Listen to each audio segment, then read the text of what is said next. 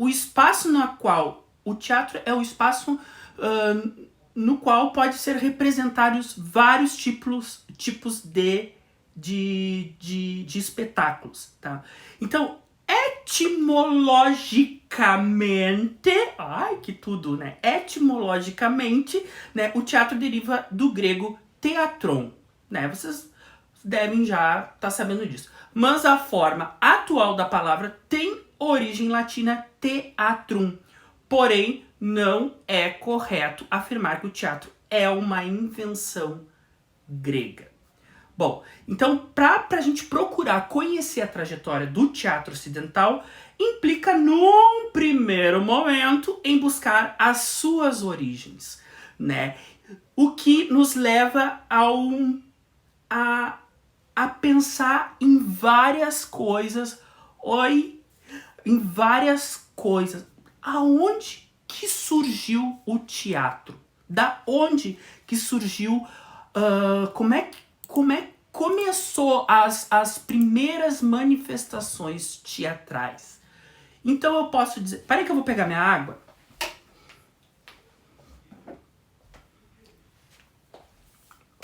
A imagem está travada ainda? Alguém responde. Não, tá travada. Então, a gente pode dizer que as primeiras manifestações teatrais começaram com o quê? Onde?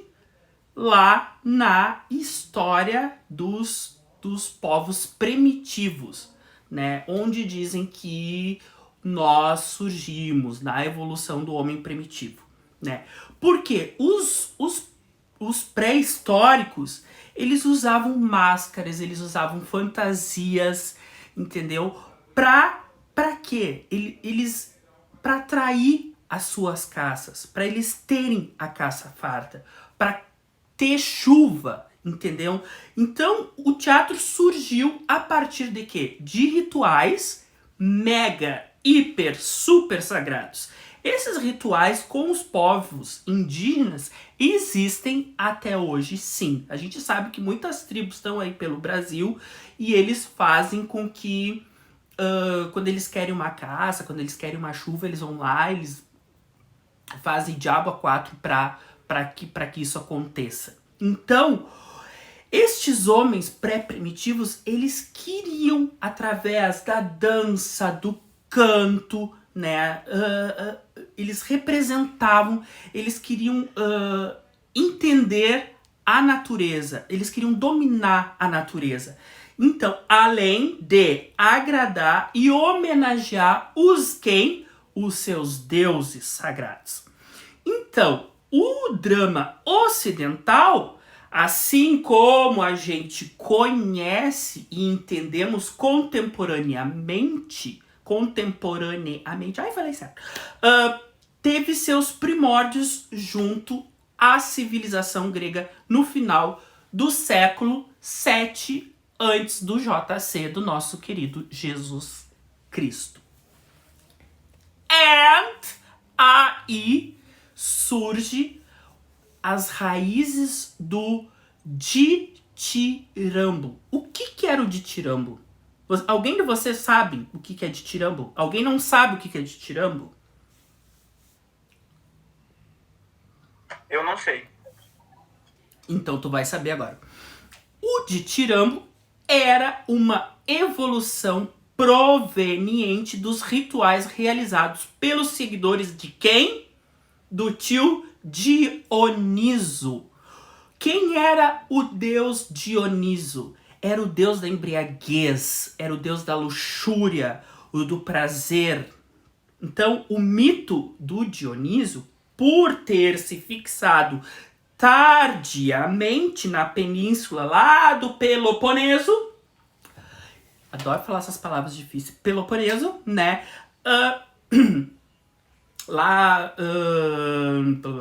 por volta do século 6 antes do JC.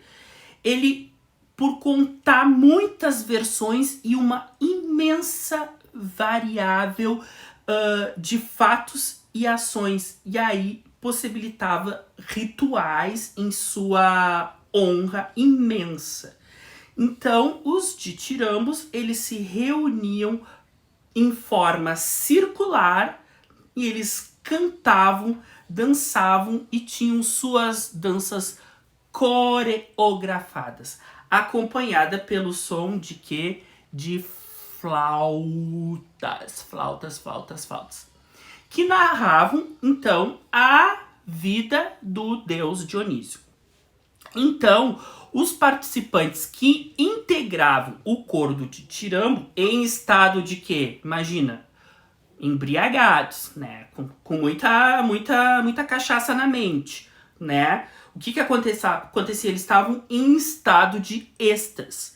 Então, as pessoas previam assim de seus estados cotidianos e o sentido para atingir uma personificação, tá? Então, ou adquirir essa personificação ou contato com o deus Dionísio. Eles acreditavam que assim eles iam estar em contato com Deus, com este deus. Então, essa forma de teatro semi-religiosa e semi-literária foi introduzida lá em 550 antes do JC. Porém, ela já se desenvolvia nas regiões de Corinto, que depois vocês vão ouvir falar mais tarde sobre o Corinto, e nas regiões, outras regiões lá. Bom, então, as máscaras, tá? Os rostos pintados, eles faziam parte dos ditirambos, tá? Bem como a existência de quê? De um público, tá? Porque o público era um fator, como é até hoje no teatro, fundamental ao fenômeno, né, do teatro. Então, o ditirambo, ele evoluiu, né? Ele evoluiu de uma forma ritual em que todos os participantes frequentavam, estavam ali igualmente para a existência de um corifeu. Quem era o corifeu? Era o líder desse coro. Então, ele dialogava e comandava os coreutas. Os coreutas eram as pessoas que ficavam ao redor dele, que eram os participantes deste tal ditirambo.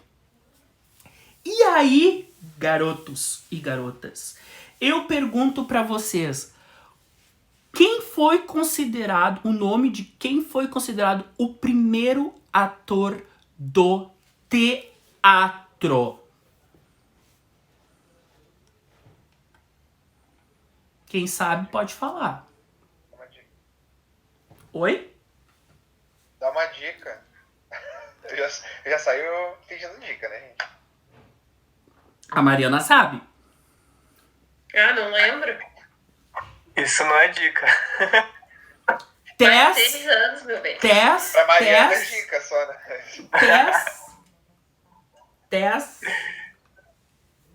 Tespes. Nunca esqueçam desse nome. Tespes. Tespes foi considerado o primeiro ator da história do teatro. Isso mesmo, Sofia. Tespes. Muito bem. Beijo. Tespes foi considerado o primeiro ator do teatro ocidental e também um dos responsáveis pela criação do drama grego. Ele era poeta, ele era líder do ditirambo, tá? Então, ao se destacar-se do coro e travar um diálogo com o corifeu, ele estabeleceu a contracenação, ao transformar a narrativa em diálogo acerca de quê? De acontecimentos vividos no momento. Então, ele disse assim, ao invés dele falar ele, Dioniso, né? Ele falou eu, Dioniso. Então, ele cria o primeiro ator, aquele que responde, tá? Além desse efeito de grande importância, começou a evolução do teatro. Então, Tespes também introduziu o uso de máscaras de linho possibilitou a existência de diferentes personagens em cena, ele empregou o diálogo de uma forma mais ampla que qualquer de seus predecessores, ok? Ou contemporâneos, né? Então ele desenvolveu uma trama dramática de razoável extensão. Então, de engenhoso líder de ditirambo, ele tornou-se o quê? Um dramaturgo, tá? E aí, em 534 antes do JC, ele recebeu o prêmio concedido à representação de tragédias lá em Atenas. Então, ele foi patrocinado pelo tirano ateniense Pisístrato, tá? Que tinha o intuito de divertir o povo, né? Daí os primeiros festivais e competições teatrais que mais tarde seriam institucionalizados e fariam parte do calendário cívico oficial da Grécia. Então é mais ou menos. Aí com a evolução do teatro, sai das ruas e passa a ocupar o espaço junto ao templo de Dionísio. Então o ditirambo, ele não... Quem falou? Alguém falou?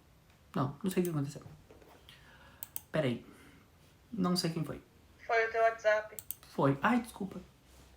Oh, God. Então, como essas evoluções saíram da rua e passou pro espaço junto do templo Dionísio, como eu falei para vocês. Por que do espaço Dionísio? Porque tinha uma Tímile sempre lá, e aí eles acreditavam que é ali que ele ficava. Então o ditirambo, ele não se extingue com o surgimento do drama. Em ambas as manifestações acontece paralelamente na Grécia, inclusive nas grandes dionisíacas. As grandes dionisíacas eram esses encontros, festivais de caráter religioso acerca de coisas que a gente vai ver futuramente. Alguém tem alguma pergunta, alguma dúvida? Pode me fazer. Pode me interromper e fazer. Estou aqui para isso.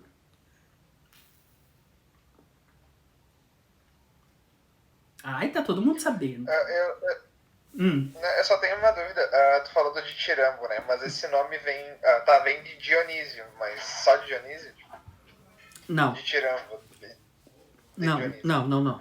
O ditirambo, os ditirambos era esse encontro, eram essas danças circulares que aconteciam, que tinham os coreutas e o Téspes. E lá eles faziam essa adoração ao rei Dionísio, lá no começo.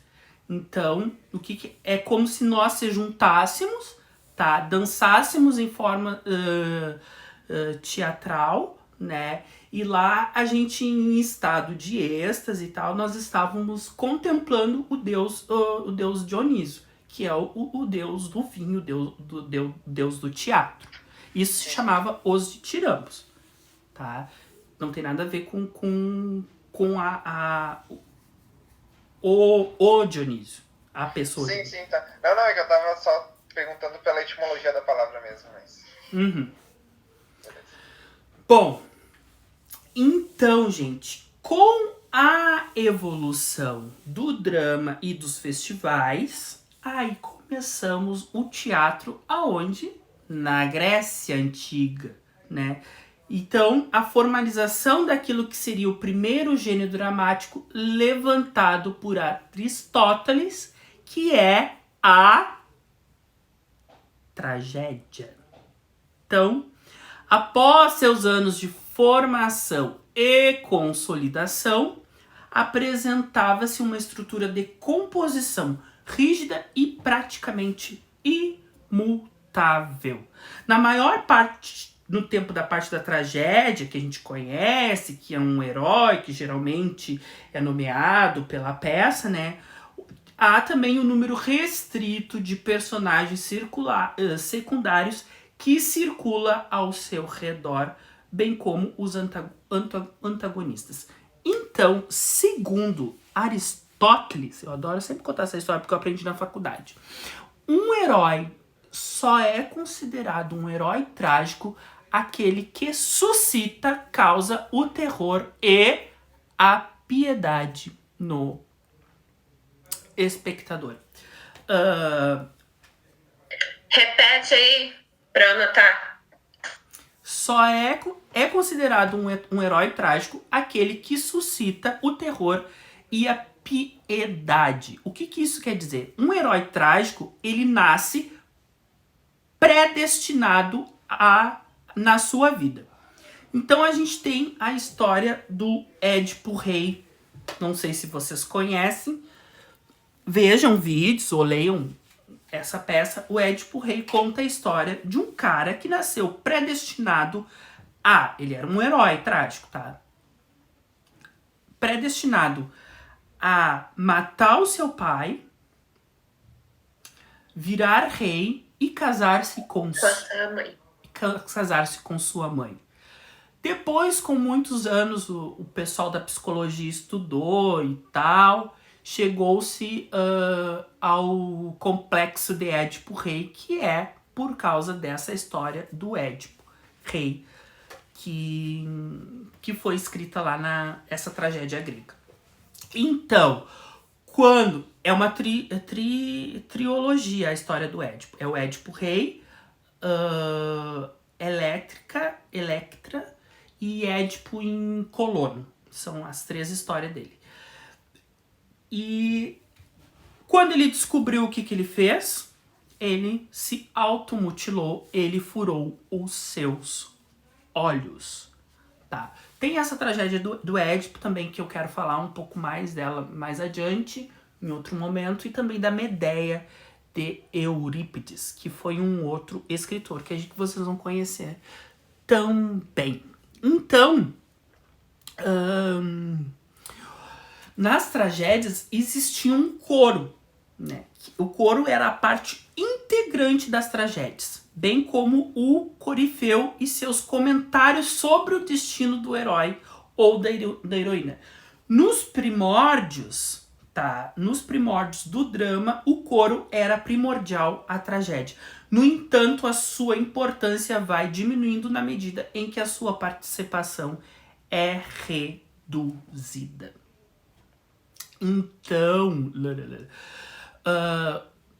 a tragédia grega clássica, ela apresentava algumas características próprias, ok? Que era o prólogo. O que era o prólogo?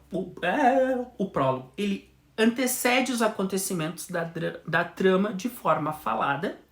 O parodos, que era o canto, o coral que estabelece o clima da peça ao entrar em cena, representando a coletividade e os preceitos éticos e morais desta. Então, ele narrava os acontecimentos posicionando-se em relação a eles. Os episódios, né, que são eram a ação da peça, são a ação da peça, onde a trama ou o enredo vai se desenvolvendo ali, de fato. O estásimos, que são os cantos que intercalam os episódios, nos quais o coro comenta a ação, antecipa as próximas, critica, mas também elas não interferem. E o êxodo, que é a última participação do coro. Então, essas são algumas características da tragédia grega.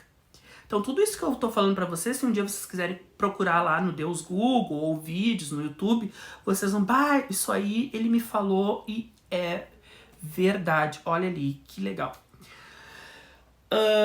A gente tá em 7 horas e 51 minutos. Tá.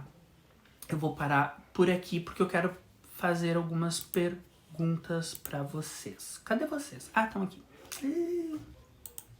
Então, assim, tem muita coisa pra gente aprender, né?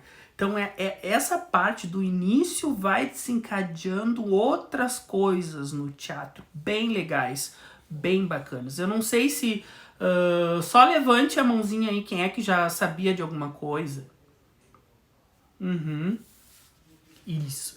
Então, com o tempo, vocês vão começar a associar várias coisas. Eu pergunto pra vocês assim, eu queria muito fazer, antes de acabar, sempre um exercício teatral, tá? E eu vou pegar uma voluntária que eu tenho certeza que vai ser a primeira pra fazer, que vai ser a Mariana. A Mariana vai fazer. Então, Mary, é o seguinte, tu podes, né? Não vou obrigar ninguém, tá? Eu só tô obrigando a Mariana porque eu sei que ela gosta da coisa. Tu pega aí qualquer objeto que tá perto de ti.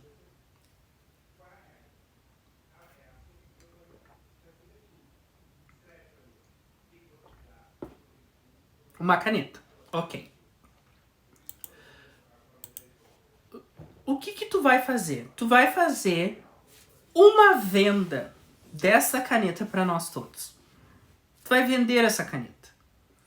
Mas tu não vai vender ela com o nosso português que a gente conhece. Tu vai